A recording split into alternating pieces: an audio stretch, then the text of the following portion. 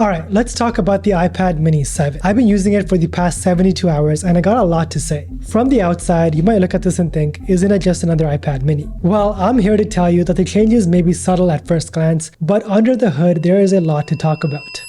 I've been feeling so small.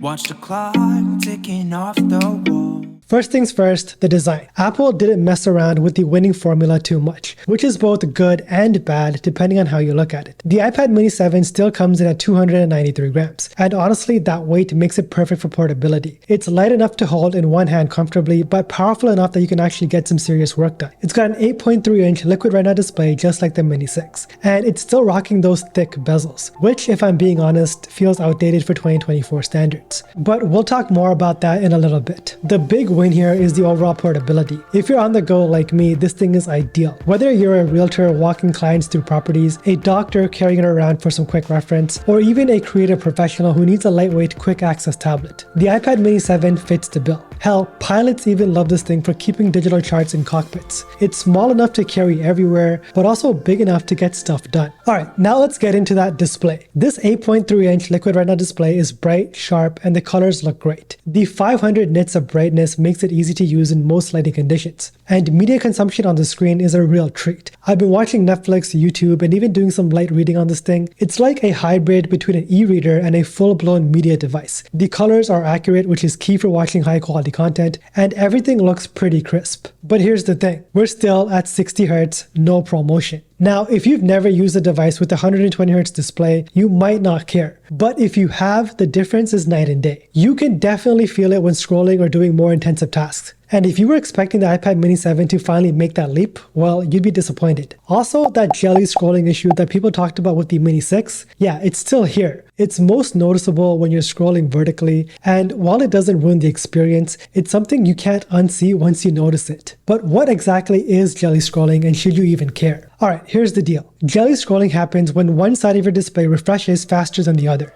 It's this weird wobble effect that shows up when you scroll vertically, especially in portrait mode. You'll notice it most when you're reading something with a lot of text, like articles or web pages. The content looks like it's lagging behind itself, almost like, well, like jelly. And yeah, if you flip the iPad into landscape mode, it kind of fixes itself because of how the refresh happens. But in portrait, it's pretty obvious. And once you see it, you can't unsee it. This is where the technical aspect comes in. The iPad mini 6 uses an LCD display. An LCD display refreshes row by row, rather than all at once like OLED displays. On the mini 6, that refresh rate isn't balanced, so one side of the screen updates slightly slower than the other. Now, Apple's response was basically, hey, this is normal behavior for LCD screens. They didn't call it a defect, but for a lot of users, it felt like a major design oversight. I mean, this is a premium device, and to have this visual hiccup every time you scroll in portrait mode, it definitely rubbed people the wrong way. Now the question is, can it be fixed? Unfortunately, not really. This isn't something Apple can patch with a software update, because it's a hardware issue related to how the LCD panel refreshes. If you're holding out for a solution, you're going to be waiting quite a long time. Now, performance. This is where the iPad mini 7 starts to flex a little. It's powered by the A17 Pro chip, but it's not the exact same one you find in the iPhone 15 Pro. This one comes with a 5-core GPU instead of a 6-core GPU in the iPhone 15 Pro. So what does that mean? Well, for everyday tasks, you won't notice much of a difference. The iPad mini 7 still zips through apps, web browsing, and even gaming with ease. But if you're into more intensive tasks like gaming or video editing, you'll see a little drop in performance compared to the iPhone 15 Pro. Don't get me wrong, it's still fast, just not as fast. For most people, this won't be an issue. The A17 Pro chip is plenty powerful for what most people use an iPad mini for. Gaming on the mini 7 is great because of its compact size. Whether you're into Apple Arcade or more graphic-heavy games, you won't have any issues.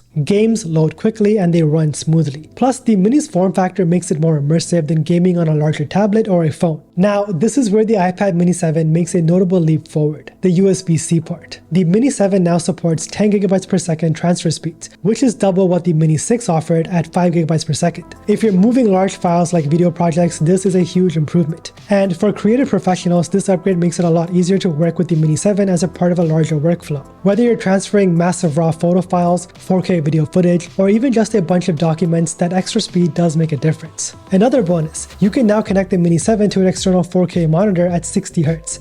That's up from 30Hz on the Mini 6. So if you're using the iPad as a part of your workstation setup, this is a big deal. And let's not forget about the wireless upgrades, Wi-Fi 6E and Bluetooth 5.3. If you've got the right setup at home or at work, you're going to be seeing faster, more reliable connections. No more dead spots, no more drop connections, just smooth sailing. Now let's talk about the Apple Pencil Pro. This is the first time the iPad mini has supported it, and honestly it's a game changer for anyone who sketches, draws, or takes a ton of notes. The Apple Pencil Pro brings haptic feedback, lower latency, and even squeeze gestures. Whether you're an artist sketching out ideas or a student taking lecture notes, this makes the experience feel a lot more natural. Pair that with Paperlike, which we'll get into just a second, and you've got one of the best digital writing experiences out there. I've been using it in apps like Apple Notes and GoodNotes, and it really does feel like I'm writing on paper. The Mini 7 has just the right size for creativity, making it more portable than your iPad Pro, but just as capable when you're on the go. With the added Apple Pencil support, this little device can fit right into anyone's creative toolkit. Alright, let's talk about something that can really change the game for anyone using their iPad, especially if you're a creator, designer, or someone who just loves to take notes. It's called Paperlike. Now, if you've ever tried writing or drawing on your iPad with the Apple Pencil, you'll probably notice it feels a little bit too slippery, right? That's where Paperlike comes in. This screen protector makes your iPad feel like you're writing or drawing on real paper, which for me is a game changer. Paperlike uses this super innovative tech called nanodots, tiny microbeads that give you just enough resistance, kind of like the texture of a high-end art paper. So whether you're sketching, taking notes, or marking up documents, the precision and control you get with the Apple Pencil on Paperlike is next level. And don't worry, it's designed to be gentle on your Apple Pencil's tip too, so no worries about extra wear and tear. And here's the kicker, it doesn't mess with your screen quality. You still get that crisp, clear display with minimal glare, so you're not sacrificing anything in terms of visuals. Plus it's ultra thin, only 0.12mm thick, so you can barely tell that it's there. If you're serious about your digital workflow, this thing is a must-have. Millions of creators all around the world are already using it to elevate their game. Whether you're an artist, student, or just someone who likes taking notes on their iPad, the Paperlike screen protector will make you love using your iPad even more. You can grab yours by using my link in the description below. And Paperlike offers a 100-day satisfaction guarantee. So if you don't love it, they'll make it right, no questions asked. Trust me, once you try it, you'll never go back to the glass screen alone. Battery life is another area where the iPad mini 7 performs well. Apple promises up to 10 hours of web browsing or video watching on Wi-Fi, and my experience backs it up thus far. I've been bouncing between tasks, watching content, taking notes, and even editing some short-form content, and the battery has been holding up strong. The A17 Pro chip is incredibly power efficient, which means you're getting more out of that same 19.3 watt battery that we saw on the iPad mini 6. This chip rarely sips on battery, so even after a full days of mixed use, I'm not scrambling for a charger. Now, when it comes to cameras, the iPad mini 7 hasn't changed that much from its predecessor. You're still getting a 12-megapixel rear camera and a 12-megapixel ultra-wide on the front camera. This might not seem like a huge deal since most people don't use their iPad as their primary photography device. But hear me out, these cameras are still surprisingly useful. For quick tasks like scanning documents, the rear camera works great. In fact, I use it all the time for scanning receipts, contracts, and other paperwork directly into the Notes app. The quality is more than enough for that. And if you're the type to whip out your iPad for the occasional photo or video, it shoots 4K at 60 FPS, which is honestly solid for a tablet. Now, the front-facing 12-megapixel ultra-wide camera is great for video calls. Whether you're on FaceTime, Zoom, or Teams, the camera's center stage feature tracks your movement to keep you in the frame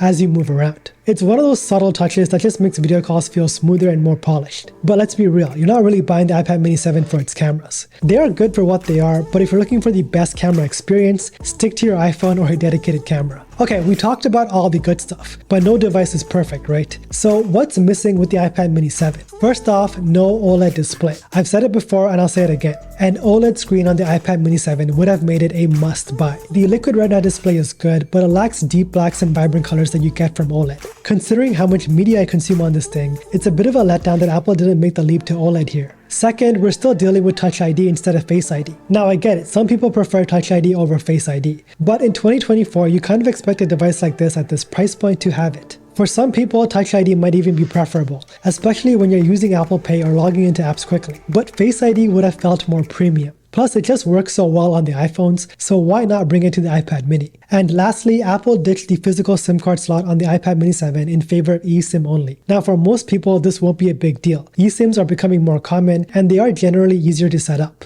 But if you're someone who likes swapping SIM cards between devices, this might be an inconvenience. So who should actually buy the iPad mini 7? Well, it's not for everyone. If you're someone who needs a big display for pro-level creative work, the iPad Pro might be a better option for you. But if you're looking for a lightweight portable tablet that's still plenty powerful enough to handle most tasks, the iPad mini 7 is hard to beat. This is for people who are always on the go and need a device that can keep up. Students, professionals, creatives, and even travelers who love the portability and the versatility of the mini 7. Whether you're using it to read, take notes, sketch, or even act as a payment terminal, it's the perfect size to do it all. Also great for anyone who wants a smaller tablet for media consumption. Watching Netflix, YouTube, or reading on this device is a joy. It's big enough to offer a better experience than your iPhone, but small enough that you can throw it in a bag and take it anywhere. At the end of the day though, the iPad mini 7 is a great all-arounder. It's small, powerful, and versatile. Everything you want in a compact tablet. Whether you're upgrading from an older model or jumping into the iPad mini game for the first time, this device won't disappoint. Alright, that's it for this review. If you guys are digging the content, make sure you like, subscribe, and hit the notification bell so you don't miss any future videos. And if you made it to the end of this video, drop a dolphin emoji down in the comments below so I know exactly who my true supporters are. So let me know down in the comments below, are you guys picking up the iPad mini 7 or are you holding out for something else like an iPad mini Pro?